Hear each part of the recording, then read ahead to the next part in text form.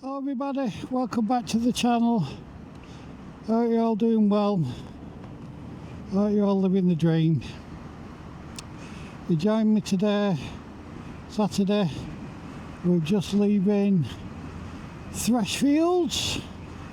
We've been for our monthly supply run of bacon, sausage, chicken, steak, all produced locally around Yorkshire, and I can vouch for it myself. It is excellent quality products. The bacon, the sausage, everything about it, they're really good. So yeah, we've just been there, and of course I picked up black pudding, pork and black pudding, and pickle pie, and of course the obligatory cake. I got myself a Manchester tart, and I got Lisa a strawberry macaroon. Hey there, Lisa, can you hear me? Yeah, give me a wave. You can look over my shoulder, you know. You can have a look. There you go. Hey, there she is. She's with me still. Come on, pull your fingers out. Push bikes are going faster than you. Oh dear me.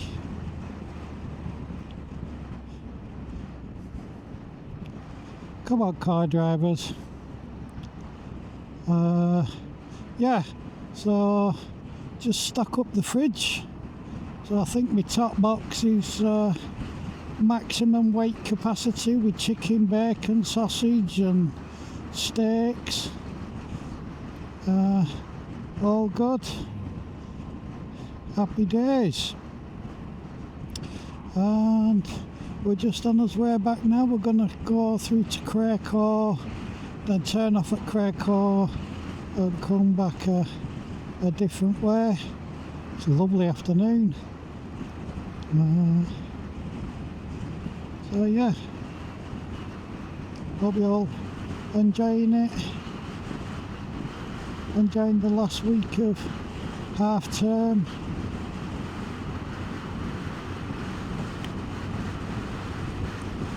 I think we'd better start picking some of these off.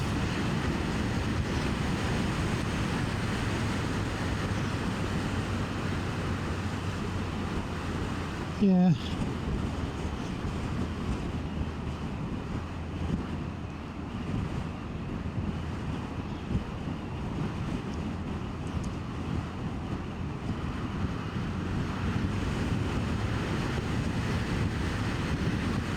Come on, you've got an M Sport car there and you're doing 35 miles an hour. I know it's not a target, I know it's a maximum, but come on, at least make an effort.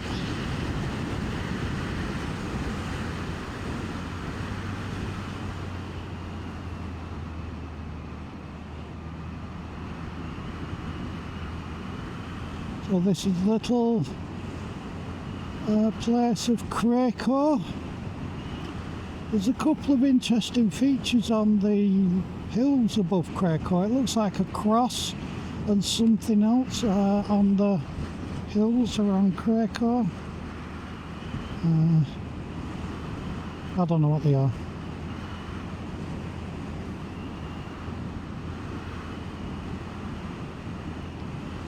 So yeah, again, it's still the same Saturday from the last video. This is just the return run, and yeah, I'm going to turn off here. It's just a bit of a different run that we normally go. Been down here before.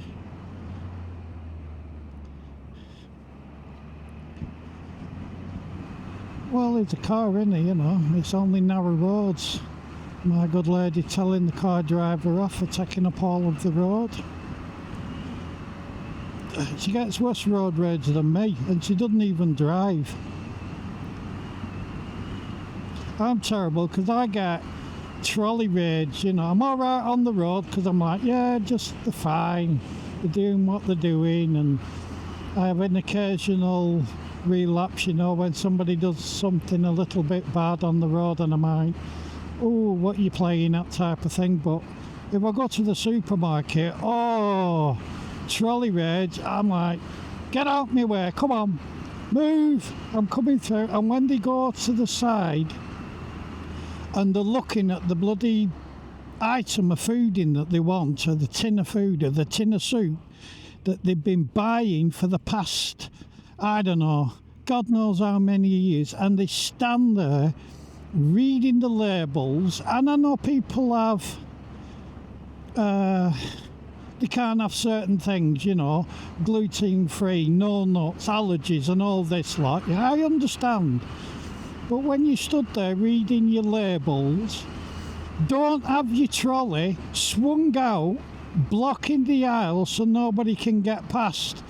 And then when you ask them politely, please could I get past, they give you a dirty look, and you're like, you're blocking the bloody aisle up.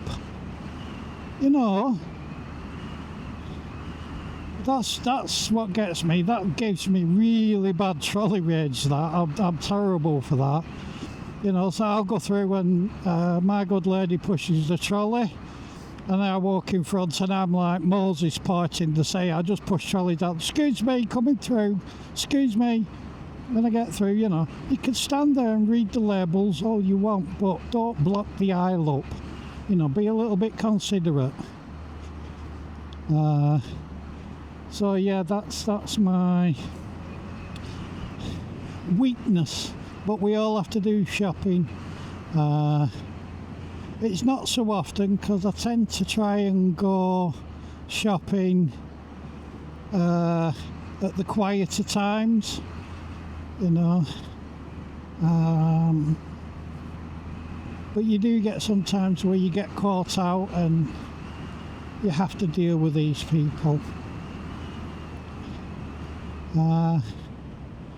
But they're in their own little world and they have to see what they need and they have to make sure. They've been buying the same tin of soup like for 3-4 years or longer, and they still read the ingredients.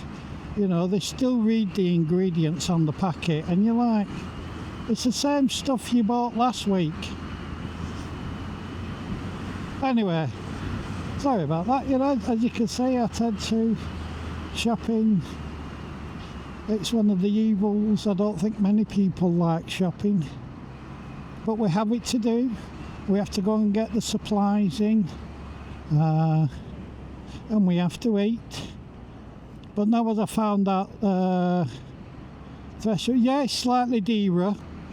Yeah, the meat from him is definitely dearer there.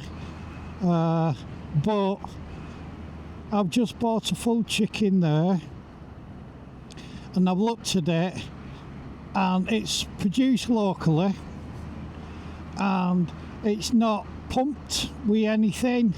They kind of when you go to the supermarkets, they inject them with water. That just looks a happy chicken, you know. It looks like it's had a happy life. So I'm looking forward to having that. And I got 2 lamb steaks from there. Oh, the minted lamb steaks, they look absolutely gorgeous. They're like 3 times the size that you would get from your supermarket. They're not in vacuum packed plastic things, they're just fresh what you can see. So yeah, I've got high hopes for them. I've had the bacon before and I can vouch for that, but the steak and the chicken, that's a new thing for us to try out. So I have no doubt it will be very nice. And they're really nice. The lady behind the counter and the gentleman, the butcher's there, You know, they could see, they said, have we travelled far? I said, we come from Blackburn. And they were talking about the roads that are around here, and I said, yeah, we ride around here a lot. I said, but we've come here especially today to restock up on the food. I said, and get some quality product and get some good bacon and sausage and all this kind of stuff. And he's like, yeah. I said, so it's worth coming out. And the cakes, oh, the cakes are gorgeous.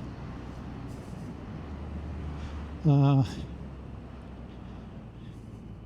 wouldn't say I'm as gorgeous as one of the cakes my missus said, you know, a bit like yourself. I went, well, you know, God.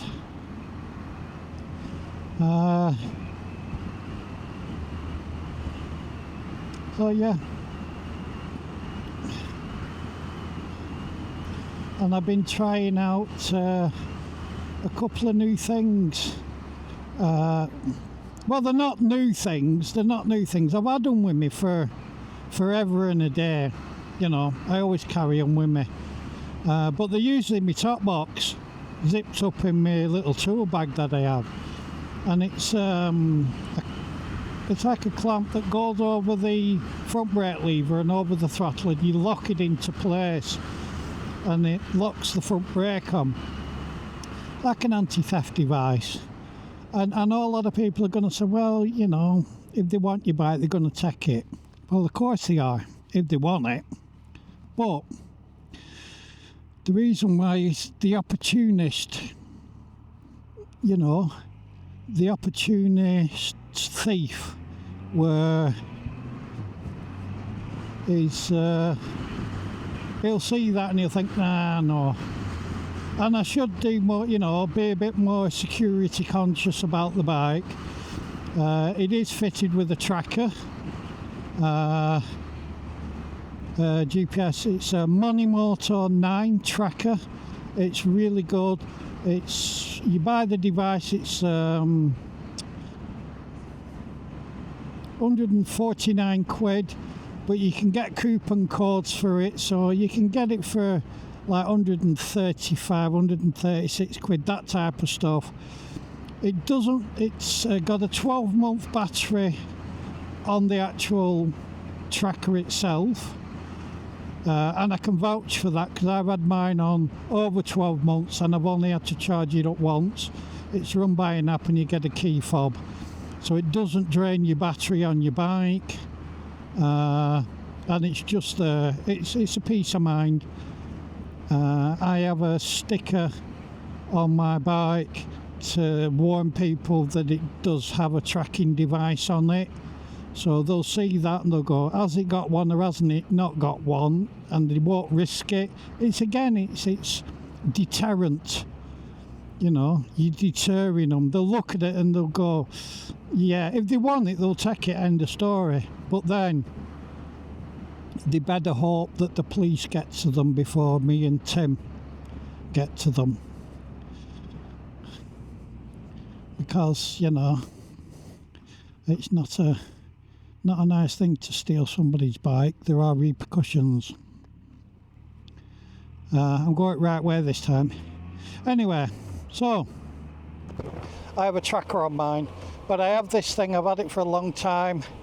A good friend of mine, Andy Foxton, he used to have bikes. Anyway, he sold his bike and he gave me the brake clamp and throttle clamp thing, and he said, I've no use for it, you can have it. It's an aluminium one, and it works. It's just on, quick to put on, quick to take off, fits in my tank bag here, so easy to use. So I should be using it, you know. I shouldn't be so blasé about motorcycle, about securing my bike. If I was going to leave it for, you know, a period of time where I'd walk away from it and it wouldn't be in sight, like if I went to a cafe or something like that, I do have a disc lock that I put on as well. So I have a disc lock, a front brake lock, so yeah. And I'm going to start using them more often, and it worked.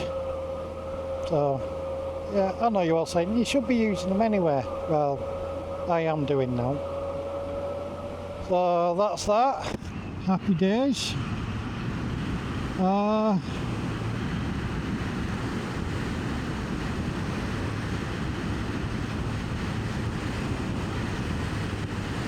yeah, I can definitely feel the weight in my top box.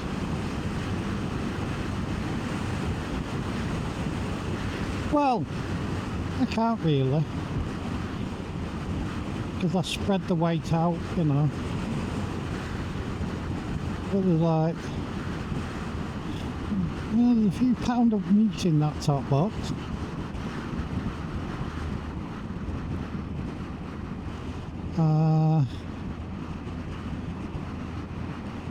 Oh, I never mentioned him. Sorry, Steve.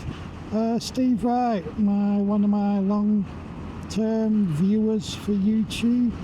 He came up to show me his new bike. He has a Honda NC, I think it's a 750.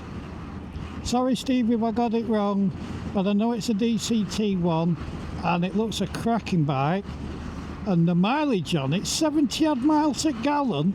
I'm like, wow, that's awesome. So yeah, it was great to see you, Steve. And I hope your health, they sort you out. And you know, you still keep riding, buddy. It was great to see you. I will at one point come down and see you. I'll bring my missus with me and we'll come down and go for a ride around where you live. You can take me around some of your roads.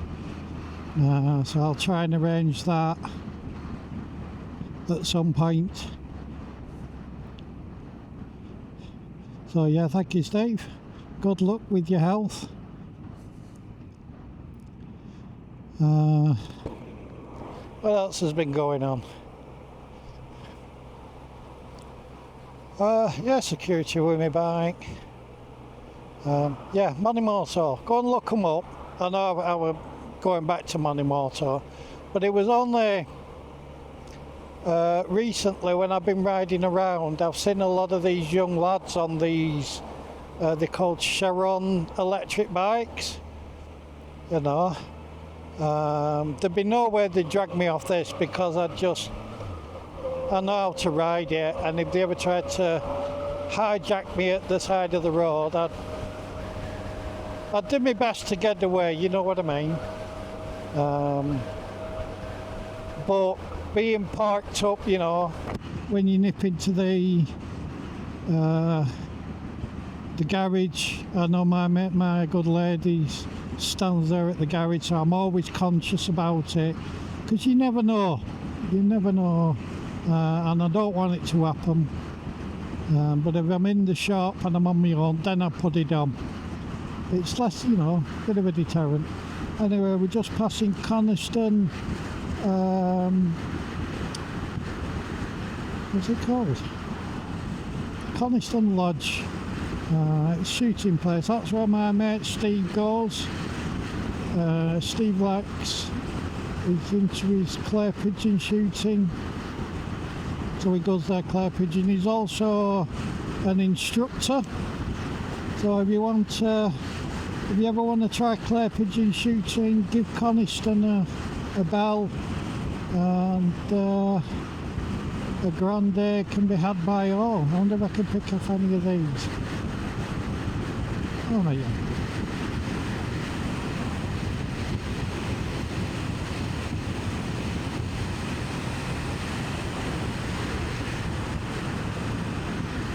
Oh.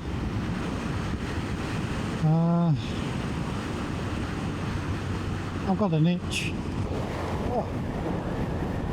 Oh, rat. What a registration plate. J888 rat.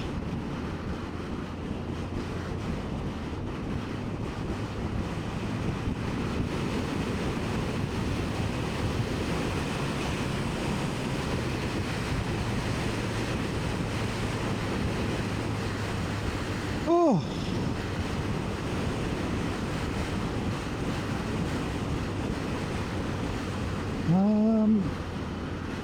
it's overcast, but it's not rare, you know, it's just very mild.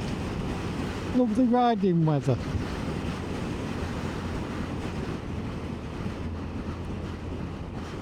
So, yeah, happy days. Happy days indeed.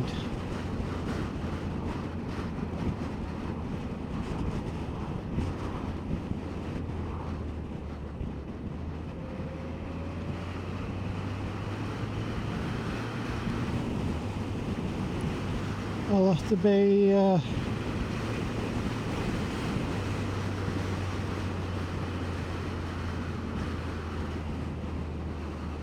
on me, not wishing a bit further down because I don't want to be losing my chicken. Some coos there, coos.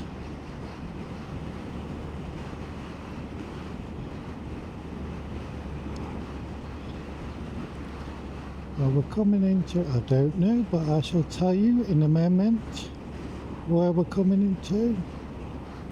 Hellifield. Hellifield.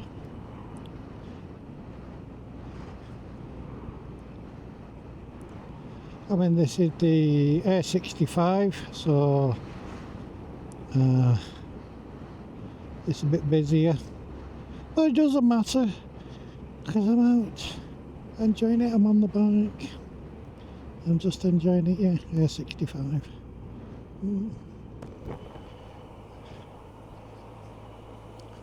If I remember rightly, around here, I think it's around here. Is it up there? No, that's above car park. When red light shows stop here, I'll stop here then. I must have passed it. No. Is it? No, I can't see it.